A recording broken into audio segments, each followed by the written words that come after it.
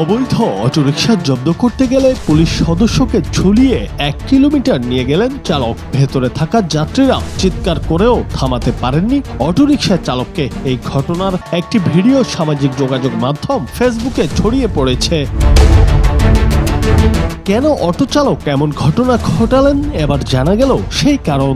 ঘটনাটি ঘটে বুধবার গাজীপুরের শ্রীপুরের ঢাকা ময়মনসিংহ মহাসড়কের জৈনা বাজার এলাকায়। 3 মিনিট 4 সেকেন্ডের ওই ভিডিওতে দেখা যায় একজন পুলিশ সদস্য ইউনিফর্ম পরা অবস্থায় চলন্ত অটোরিকশার রড ধরে ঝুলে আছেন। পেছনে কয়েকজন যাত্রী চালককে অনুরোধ করছেন অটোরিকশা থামানোর জন্য, কিন্তু চালক থামাচ্ছেন না। অটোরিকশার পাশ দিয়ে বিভিন্ন পরিবহন যাচ্ছে। পরবর্তীকালে একটি স্থানে পৌঁছালে জ্যামে আটকা অবস্থায় উপস্থিত স্থানীয় মানুষ ও পুলিশ সদস্য মিলে চালককে আটক করেন।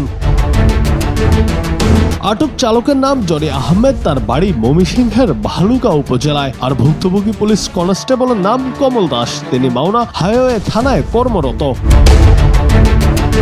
কনস্টেবল কমল দাস ঘটনার বর্ণনা দিয়ে বলেন, ঢাকা ময়মনসিংহ মহাসড়কে নিয়মিত অবৈধ অটোরিকশার বিরুদ্ধে অভিযান চলাকালে ওই অটোরিকশাটি যাত্রী নিয়ে আসে। সেটি থামানোর জন্য সিগন্যাল দেই। থামানোর পর চাবি নেওয়ার চেষ্টা করলে সঙ্গে সঙ্গে অটোরিকশা চালাতে শুরু করেন চালক। আমি অটোরিকশায় ওঠার চেষ্টা করি, কিন্তু চালক অটোরিকশার গতি আরো বাড়িয়ে দেয়। এরপর আমি অটোরিকশায় ঝুলে থাকি। চালককে অনুরোধ করলেও চালক গতি বাড়িয়ে দিয়ে আমাকে ফেলে দেওয়ার চেষ্টা করেন।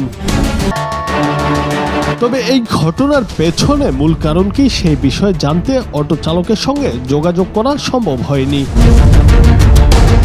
থানার ভারপ্রাপ্ত কর্মকর্তা আয়ুব আলী বলেন, ঘটনার পরপরই অতিরিক্ত পুলিশ পাঠিয়ে পার্শ্ববর্তী ভালুকা উপজেলা জমিরদিয়া এলাকার ঢাকা ময়মনসিংহ মহাসড়ক থেকে অভিযুক্ত চালককে আটক করা হয়। জব্দ করা হয়েছে অটোরিকশা। পুলিশ সদস্যকে প্রাথমিক চিকিৎসা দেওয়ার জন্য হাসপাতালে পাঠানো হয়। এই ঘটনায় যেমন অনেকে নিন্দা জানিয়েছেন, আবার অনেকেই অটো চালকের প্রশংসা করেছেন। সোশ্যাল মিডিয়ায় কেউ কেউ লিখেছেন, পুলিশের উৎপাতে রাস্তায় শান্তিতে বের হওয়া যায় না, উপযুক্ত শিক্ষা হলো। আবার কেউ কেউ লিখেছেন, যেমন কর্ম তেমন ফল। তবে এই ঘটনায় বেশিরভাগ মানুষই নিন্দা জানিয়েছেন। জুনায়েদ আহমেদ, বাংলা টিভি।